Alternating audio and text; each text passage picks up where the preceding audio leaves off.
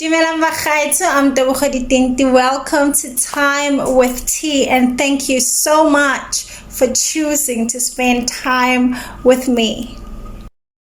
Something that I often say is that there are three things that I will always talk about: books, performing arts and culture, and gender-based violence. And today I am talking about books.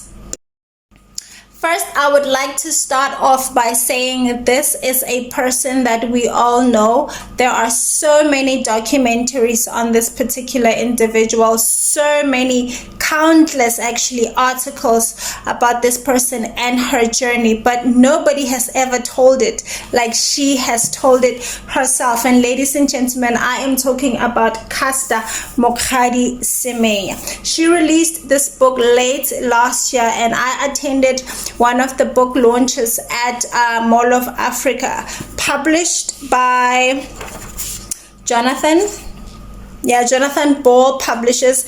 It comes with its very own bookmark. This is every reader's treasure. In the race to be myself, Caster Semenya takes us through the journey of her life from when she was a little girl growing up in a small village. She talks to us about when she was growing up, all she did was run around, go hunting, play soccer, and never wanted to do any of the things that girls did, like chores, cleaning, laundry, cooking, which she had to do at some point when she had to go live with her grandmother. You have to get the book to understand what I'm talking about, because I don't want to give too much away. But if you have this copy and you have read her story, then you know exactly what I mean. At some point, she even dabbled a bit with her identity and called herself Taban. Another interesting one. Now, Caster takes us through the years of her education and how she how she even dropped out of school, but then had to go back because education is key. There is a chapter in the race to be myself titled Berlin, and that is where most of Caster's story is focused on. When she was traveling and she was representing South Africa, she had to undergo tests, and the first time that she had to undergo these tests in preparation for her trip, she was not told that she was going for gender testing. She was just told that she's just going to be tested, and she assumed it's because she has to travel internationally. Nobody gave her the details of what the tests were about. And she tells a story about how another doctor gave her a necklace to say, you know what, she couldn't even disclose what was about to happen to her. And then that was a special moment because the necklace represented something very significant. Another thing that I don't want to give away, so you have to go get the book.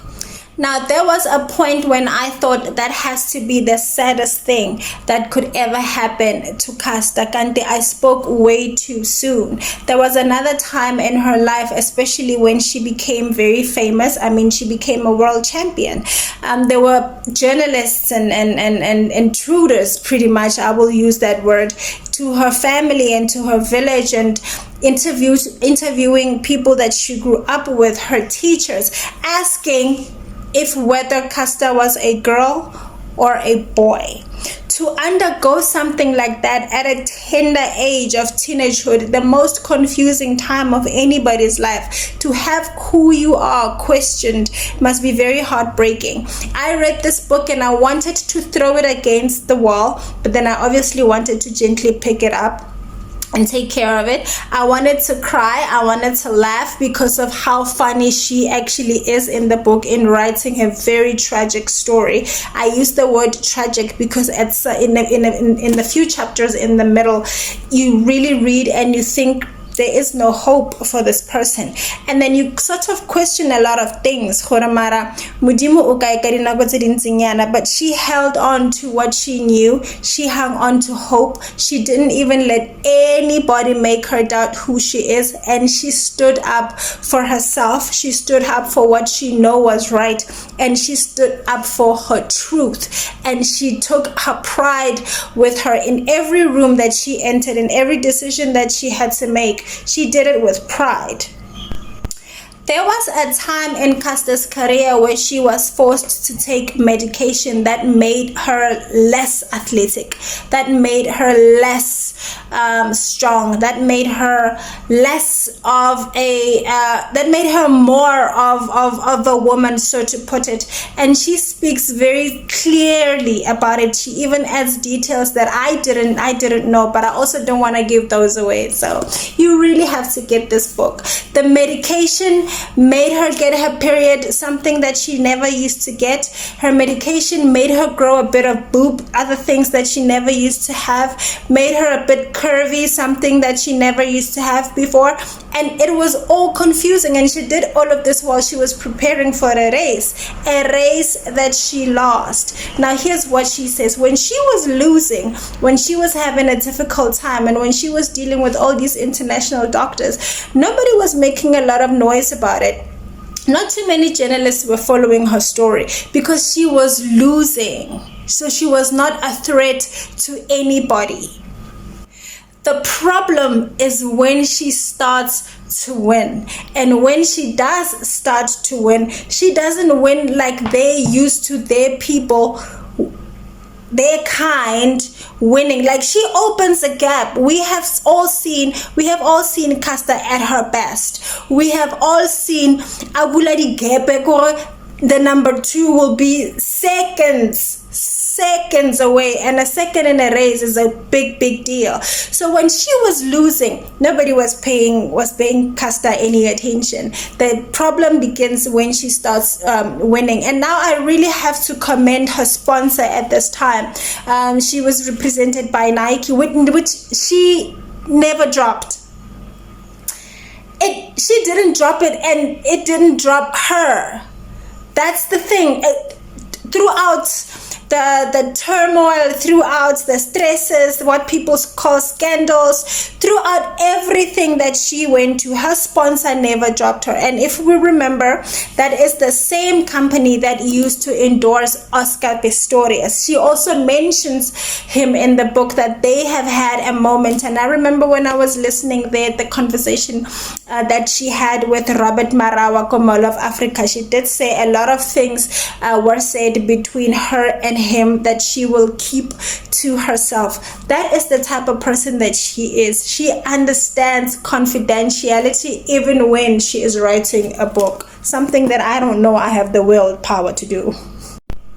We can safely say that ever since Caster Semenya turned professional, it was then that her gender became the hot topic of every race that she was in. And this only happened in other countries. When she was in South Africa, she was home.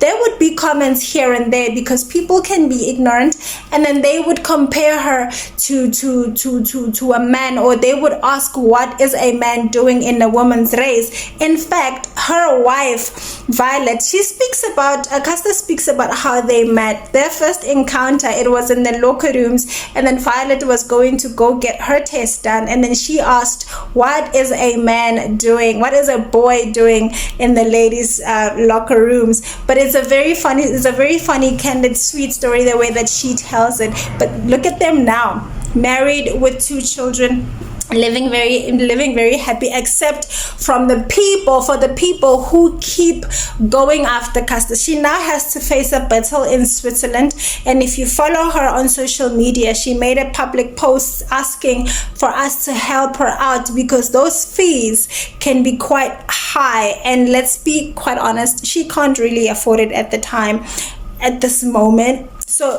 support her by buying the book, and support her by going through her social media and then finding those details and donating towards her fund. This is why it is so important that our people tell their own story using their own voice so that they are not edited. She speaks about how the organization was even begging her to not fight these international people, not fight Switzerland, not fight Berlin, just let them have whatever they want. Literally just give up everything, give up the titles, give it all up. And she kept saying no, and I support her so much, because when something is yours and you know that you've worked hard for it, and you know that you were created for something, and you did not cheat, and you are not hurting anybody, you are just doing what God placed you on this earth to do, you fight for that thing. And I feel like all of these international organizations are fighting her because, dare I say, because she's a woman of color, because she's black. There are so many people of other races who are not black, who have similarities. She mentions them in the book. They don't go through what she goes through, but so many black girls, and not just from South Africa, other African countries, when these people see a threat, when they see you breaking record after record after record, and when they see you performing at a time that none of their people has ever attempted or will ever attempt in the next century, they want to do something about it. They want to stop her, and I don't want them to stop her. I feel like I've just said a little bit about what is in the race to be myself, but understand me when I say everything, every article that you've ever read about Caster, every documentary that you've ever watched, every interview that you've ever heard, nothing compares to reading this book. It will it will have you in your feelings. It will have you outside of yourself. It will have you questioning the world. At some point, it had me questioning God, like God, give this girl a break. Like, can she just catch a break? The Race to Be Myself is one of the best autobiographies I have ever read, because when you hear someone's story like this, you can't help but relate on some level. When she spoke at her launch that I was attending, she said she just wants to inspire young girls. But you know what, Mokhari, you don't just inspire young girls, you inspire grown women. You inspire women who don't even have one athletic bone in their bodies. You inspire an entire generation, and I wish that whatever needs to happen in your life takes place with less and less and less pain, because girl, you have seen it all. The Race to Be Myself is an easy read. She is you can tell she's not a writer, and that is what's so good about it. I won't even say that I'm expecting another body of work from her. I don't think she's gonna write another book. I think this is it, because she said it all. She cussed everybody out. Like, she's done.